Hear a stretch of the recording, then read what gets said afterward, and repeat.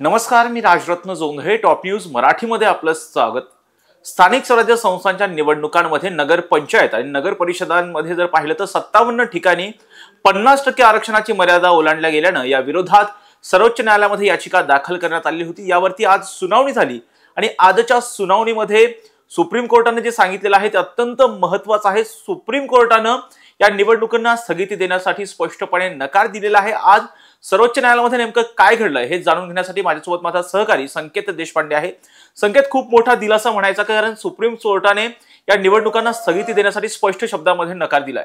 निश्चित राजरत्न, महाराष्ट्राचे माजी मुख्य सचिव असणारे जयंतकुमार बाठिया यांच्या अध्यक्षतेखाली जी समिती गठीत करण्यात आली होती, बाठिया आयोग, जो मे 2022 मध्ये गठीत करण्यात आला होता, या बाठिया आयोगाच्या अनुषंगानं सुद्धा आरक्षण मर्यादा जी आहे ती त्या शिफारसी लागू झाल्या तर 50% वरती जातीये आणि महाराष्ट्रातल्या जवळपास म्हणजे 57 नगरपालिका नगरपंचायतींच्या निवडणुकाचं, जिल्हा परिषद पंचायत समितींच्या निवडणुकांमध्ये सुद्धा अनेक ठिकाणी आरक्षण मर्यादेचं उल्लंघन झालंय. 50% वरती आरक्षण जे आहे ते गेलेलं आहे. या सगळ्या अनुषंगाने याचिकाकर्ते विकास गवळी यांनी उच्च न्यायालयामध्ये सर्वोच्च न्यायालयामध्ये याचिका जी आहे ती दाखल केली होती. मागच्या 2 वेळेस खरं तर या सुनावणी ज्या आहेत त्या पुढे गेलेल्या होत्या. आज अखेर ही सुनावणी जी आहे ती संपन्न झालेली आहे आणि या सुनावणीमध्ये सर्वोच्च न्यायालयानं निवडणुकांना स्थगिती देण्यास तर नकार दिलेलाच आहे. विहित वेळेमध्ये निवडणुका ज्या आहेत त्या होतील जिल्हा परिषद पंचायत समितीच्या.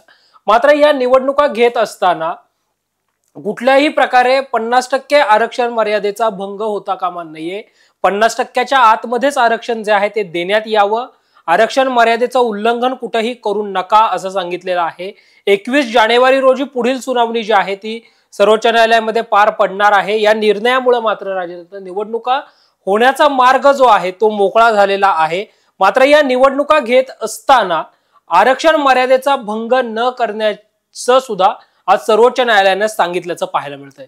संकेत, ह्या ज्या 57 नगर परिषद आणि नगर पंचायत आहेत त्यामध्ये आरक्षणाचं जर पाहिलं तर 50% आरक्षणाची मर्यादा कुठेतरी ओलांडली गेलेली होती आणि त्यामुळे कुठेतरी या बाबतीमध्ये स्थगिती द्यावी अशा पद्धतीचा युक्तिवाद आज जो आहे ते झाल्याचं पाहायला मिळालं होतं. परंतु सर्वोच्च न्यायालयाने असं सांगितलेलं आहे की आम्ही स्थगिती देणार नाही. त्यावरती बोलताना असं सुद्धा बोलण्यात आलेलं होतं की 31 जानेवारीपर्यंत निवडणुका घेण्याचे आदेश हे आम्हीच दिलेले आहेत आणि यापुढे जो निकाल लागणार आहे ज्या 57 नगरपंचायत असेल किंवा नगर परिषद निवडणुकीच्या बाबतीमध्ये आहे ते आमच्या विचाराधीनच असणार आहे. म्हणजे जर अशा पद्धतीचा आरक्षणाची मर्यादा जी 50%च्या पुढे ओलांडली गेलेली आहे या बाबतीमध्ये जर सर्वोच्च न्यायालयाने पुढचा काही निकाल दिला, या विरोधात जर निकाल गेला, तर या बाबतीमध्ये कुठेतरी सर्वोच्च न्यायालयाचा जो अंतिम निकाल आहे तो याला बांधील असणार आहे का? निश्चित राजरत्न, सर्वोच्च न्यायालयाने स्पष्टपणे हे सांगितलेलं आहे की निवडणुकांना स्थगिती जी आहे ती आता देणार नाही. कारण या अगोदर जी सर्वोच्च न्यायालयाची डेडलाईन होती की 31 जानेवारी पर्यंत निवडणुका झाल्या पाहिजेत, निवडणुकांचे निकाल लागले पाहिजेत आणि आता आपण दिलेल्याच निर्णयाला, आम्ही दिलेल्या निर्णयाला आम्हीच ब्रेक जो आहे तो कुठं लावणार नाही. मात्र निवडणुका घेत असताना आरक्षणाचा भंग जो आहे तो होता कामा नये असं सांगितलेलं आहे. राजरत्न, 40 नगर परिषदांमध्ये आरक्षण मर्यादेचं उल्लंघन झालंय. मग अमरावती मधली चिखलदरा नगर परिषद जे आहे तिथे सर्वाधिक आरक्षण मर्यादेचा भंग झाल्याचं पाहायला मिळतंय. जवळपास 75% इतकं आरक्षण जे आहे ते चिखलदरा नगर परिषदेमध्ये झाल्याचं पाहायला मिळतंय. जव्हार नगरपालिकेमध्ये 70%, कन्हान पिंपरीमध्ये 70%, बिलोलीमध्ये 65%, त्र्यंबकमध्ये 65%, पिंपळगाव बसवंत मध्ये 64%, पुलगावमध्ये 61.90%, तळोदामध्ये 61.90%, इगतपुरीमध्येही 61.90%, चंद्रपूर मधल्या बल्लारपूरमध्ये 61.66%, पाथरीमध्ये 60.87%, पूर्णामध्ये 60.87%, मनमाडमध्ये 60.61%, कुंडलवाडी मध्ये 60% आरक्षण आहे. नागभीड जे आहे त्या नागभीडमध्ये 60% आरक्षण जे आहे ते झालेलं आहे.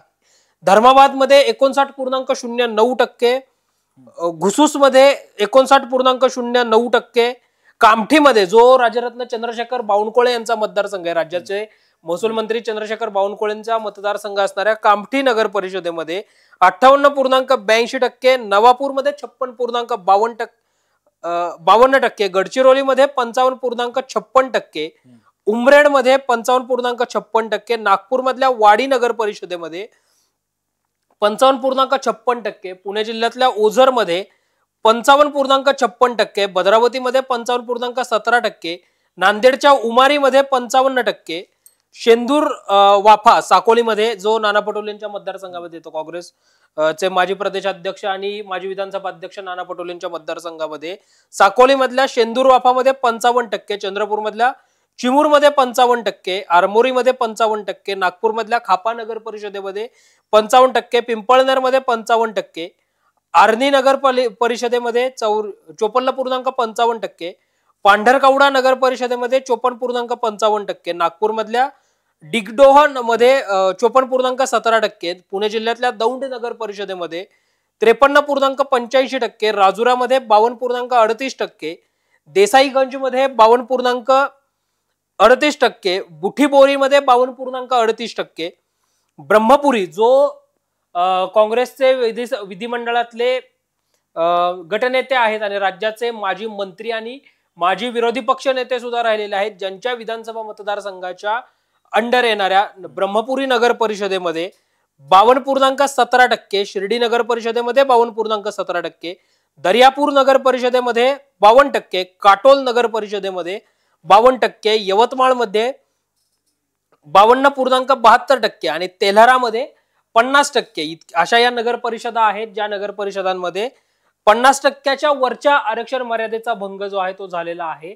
या ठिकाणी सुद्धा ज्या निवडणुका घेतल्या जाणार आहेत त्या निवडणुका सुद्धा निवडणूक नियमांच्या अधीन राहून 50% आरक्षण मर्यादेची कॅब जी इंदिरा साहनी वर्सेस भारत सरकार या केसमध्ये जी घालून देण्यात आलेली आहे, या आरक्षण मर्यादेचं उल्लंघन न करता ही निवडणुका ज्या आहेत त्या घेण्याचे आदेश देण्यात आल्याचं पाहायला मिळतंय. संकेत, जर 31 जानेवारीच्या आधी जर अंतिम निकाल नाही लागला आणि जर सुप्रीम कोर्टाचा अंतिम निकाल जर नाही लागला तर अशा वेळी जर पाहिलं तर 21 जानेवारीला या बाबतीमध्ये पुढील सुनावणी जी आहे ती सर्वोच्च न्यायालयाने सांगितलेली आहे. परंतु तोपर्यंत जर अंतिम निकाल नाही लागला तर या निवडणुकीचे निकाल असणार आहेत, नगर परिषद असेल किंवा नगरपंचायत, आणि त्यामध्ये 57 ज्या नगर परिषद आणि नगरपंचायत आहेत ज्यामध्ये 50% आरक्षणाची मर्यादा ओलांडली गेली असं सांगण्यात आलेलं आहे.